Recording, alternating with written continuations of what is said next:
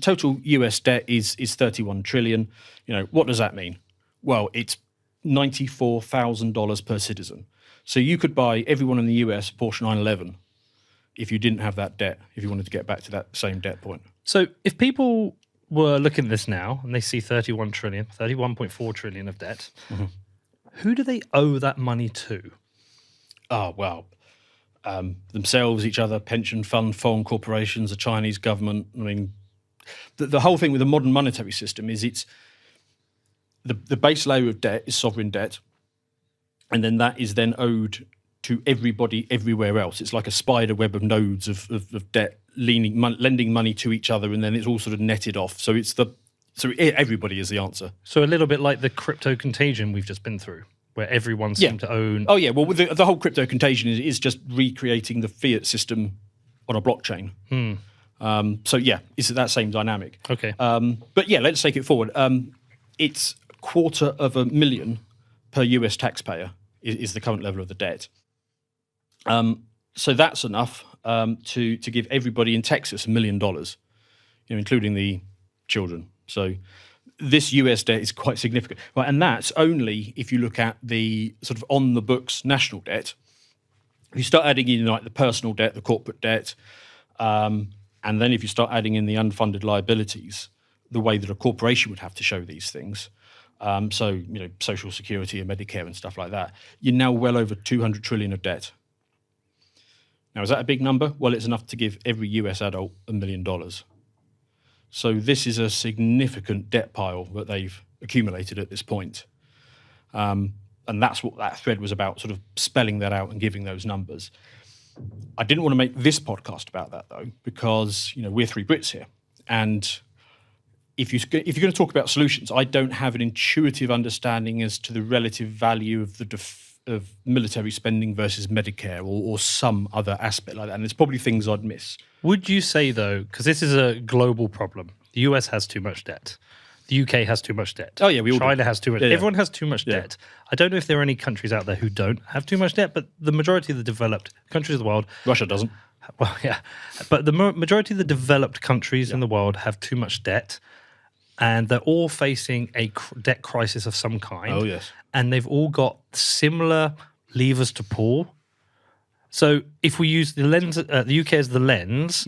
It's still probably applicable to other countries. You can still use that to understand it. Yeah, absolutely. I mean, I'm going to focus on the UK because the three of us can have a more sensible conversation about it, especially when we start getting into the solutions, because we will be able to say, well, it is clearly ridiculous. We clearly cannot do that.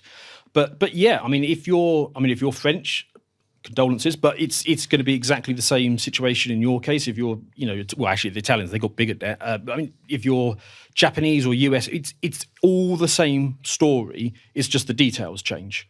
But the story that we're about to go on applies to absolutely everybody, because all Western economies are in a mess. Okay. And we're going to talk through it and try and make sense of it. So let's have a look at this slide. This is UK government spending. Revenues and the national debt. Now, I mean, I throw this up here because... Okay, so we've got people listening. Let's talk through the numbers a quick. So 2016, revenue was 716 billion. Spending... The key point is, if you're listening, don't worry if you can't see the numbers, because they don't mean anything anyway. Okay. I mean, take a look at that. So 2018, the UK government had revenues of 810 billion. Do you know what 810 billion is? Because I haven't got a clue. No, but the number I'm looking at here is the deficit, 32 billion. So it's like, okay, there is a deficit, but it doesn't feel like that big a gap to close. If you wanted to reduce spending by 32 billion, I'm sure there's a way of finding it. It's when we get here to 2021. Yeah, it's the cost of lockdown crisis that changed everything. That sort of, I mean, we would have got there anyway, but it did accelerate it. It did knock it up that extra level. If you go back and look at the history of UK government debt, there were periods of surplus and there were periods of deficit. Why do we no longer have periods of surplus? Oh, that's a very good question. We might come to that. All right, good. Do we know what 2022 is looking like?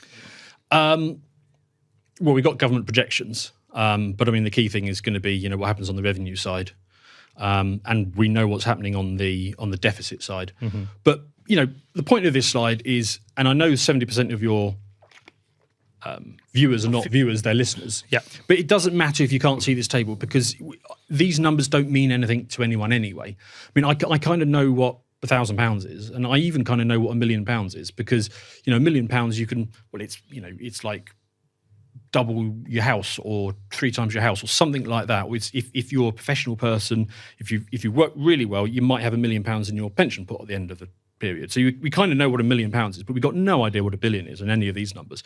So it's no good to us. What we really need to do is we need to bring all of this stuff back to the human scale, right? All economic activity ultimately comes back down to individuals. There are 67 million people in the UK. So if we want to bring these numbers down to the human scale, you can divide it by that. But I don't think that really works, because that includes children, tired people who are sick and can't work. Ultimately, not productive people. Yeah. Ultimately, it's going to be the 33 million people who are economically active. That's where the burden of paying for government, for paying for the debt, it all falls on the economically active people, and that's going to be the same in every country. So you want to basically bring it back to them. So this is basically the same information, except now we've divided it by the number of economically active people. So you can see that the government is collecting £25,000 per economically active person in the UK. They're not collecting all of that from the economically active people, because, of course, if your kids buy something from the shop, they're paying VAT. If you're retired parents, they're going to be paying council tax, they can be paying VAT, fuel duty. So there's a whole bunch of things that non-economically active people do. But ultimately, it comes from, one way or another, the economically active people, even if they've now retired, it's from prior savings. Now, if you look at this, how does that strike you? The government is spending 32 grand for every economically active people. Well, they're spending more than they're getting for each person. Yeah, it's the obvious point. Well, there's that as well. 7,000. Yeah. So they need to spend, on average, 7,120 to just to be level. Yeah, but just on the sheer scale of it, 32 grand per person who works, that's a hell of a lot of money that the government has accumulated. But that always leads me to other questions. I want to know what they were doing 10 years ago. I also want to know the break. Funny you ask. And I also want to know the break. It's going to sound like I've seen these slides. I also want to know the breakdown of what that is spent. But I don't want to know at 32 grand. I want to see the billions. I want to see 10 billion on this, 100 billion. I just want to know in my head. Because, like I say, when I see 32 billion deficit and I look, the government spent 850 billion, I'm like, okay, it might be painful, but surely there's 100 billion somewhere you can knock off. Well, we're not going back to that anyway because of the interest payments. But okay, well, we'll get to that. The point I'm making here is this just doesn't look right. This is way out of kilter with what and this is divided per person. There is no way that we can be maintaining this level. And the other key thing is there's a deficit of 7 grand per person. Now that's not. Per year. That's not investment. That's credit card debt, effectively. That's keeping the lights on in the NHS and your local school and all the rest of it. And the other thing, of course, is the national debt. So each person has a national debt share themselves of about 70 grand. Now you might think that debt number isn't too bad, because you might think, well, I've got a mortgage and that's bigger than that. But with your mortgage, you've got an asset against it. So if you ever wanted to, you could pay off your mortgage debt by selling the assets. You might even have enough left over to buy a little bungalow somewhere. I think your point here is that it is like a credit card debt. Anyone I know who's got credit card debt, they haven't got it because they've bought something like useful. They've gone to Vegas or they've gone to Ibiza. They've bought clothes. It's always bullshit. It's consumption. Yeah. And that's exactly what it is here. So if you knew somebody who had, credit card debt of 70 grand, they've got a problem. Yeah, well, they're fucked. But let's answer your question, because you asked, what did it used to be like? I didn't pick 10 years ago. I actually picked 2000. Okay. So this is what the same picture was in 2000. Now there, it looks a bit high, doesn't it? But it's not that bad. So, government revenues per worker, 13.5 grand. Government spending per worker, 13.5 grand. So just a quick question on that. So that means the government revenues doubled in 20 years, because the previous slide was, 26? Yep. Yeah, 24. So it's about doubled, right? Yep. So that would say it's quite productive in terms of their revenue. Yep. But their spending's like, what's that, 2.5x? Yeah. Bit more, yeah. About that, yeah. Okay, so that was it, but still had a service, and they're servicing their debt at that time. Yep. Okay, interesting. And they're not adding to their debt. And again, bring this back to the human scale. If you knew somebody back in 2000 who had credit card debt of 14,000, you'd be like, mate, you got a problem. Yeah, a bit of a moron, but you can sort that out. Just stop spending. But the key question you'd ask is, are you adding to that every year? Yeah. And if the answer is no, it's flat at 14K. No, you'd be like, look, fucker, cut that shit up, put it in the bin. Like, you don't need to wear Gucci. Like, sort it out. You can recover from that, no problem. Now, average salaries were lower back then. I put the average salary back on there, just shy of 20K. So if you had a mate who was earning 20K a year with 14K of debt, like you say, sort it out, you can get there. And that was sort of the choice that we had back then. Mm-hmm. We could have gone either way. We could have said, okay, well, look, this is starting to get out of control. We're going to nip it in the bud. We actually went the other way, and we pushed the spending up and the deficit up considerably. Okay. So, we took a turn. But the reason I wanted to talk about 2000 is because I remember 2000. It was fine. I mean, we had roads, we had hospitals. But how old was I? Just got out of uni. Just got a house with my best mate. We're on the piss every night. Yeah, I had a credit card. And we might be viewing it through sort of rose-tinted goggles because we were like 21, 22 back then. Look. But the country was all right, wasn't it? I mean, it wasn't falling apart. No, you know what? And this is one of the things, like, I was talking to Danny, we were driving down on the way, and it's like, the NHS has never had more money and it's never been more fucked. Yeah. And I can't understand, like, why all these things are crumbling. Well, I have my suspicions, but let's carry on. We'll come to that. Yeah, I mean, something has clearly gone wrong between now and then. Mm-hmm. Depending where you are on the political spectrum, I suppose we'll describe what you think has gone wrong. So if you're on the left, you're going to say, well, what's happened since then is that corporations have become greedier. Yes. If you're on the political right, you might say, well, there's been 5 million plus in immigration since then. Mm-hmm. If you're a Bitcoiner, you're going to say, well, the money system itself is flawed, which has resulted in governments always spending more than they can, more than they can collect.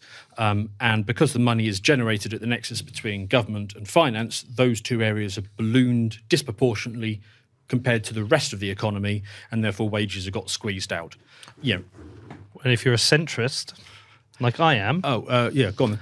I would say this is the result of successive governments using spending as a tool to win votes and maintain their position in government and being irresponsible. My analogy is, if I had a printer in my bedroom and I could switch it on when I wanted and print some cash and go and buy whatever I wanted and never had to pay it back, I would use that fucking machine. Mm. Mm. And that's what they did. And the only reason they didn't do it more is because it used to be a taboo. But I mean, they've been doing that since, 1973 in this country. We went off the gold standard. We did it 2 years slower than the Americans. But yeah, since then... I thought we came off the gold standard before the Americans. Did we? I think we 40s, did. Yeah, I think we No, there was that residual link. Because there was a time where you could walk into a bank and you could change your £10 note for £10 worth of gold. And I think that was still the case in the late 60s. Maybe. I always thought we were the first to come off. But Danny will fact check us on that. Yeah. Anyway. Could be wrong with that. So... we know that the government has a bit of an eating problem. Mm-hmm. So bring it back to today again, meeting a mate. Let's say you went back to Bedford and you saw a schoolmate you hadn't seen for a few years. His name's Bob.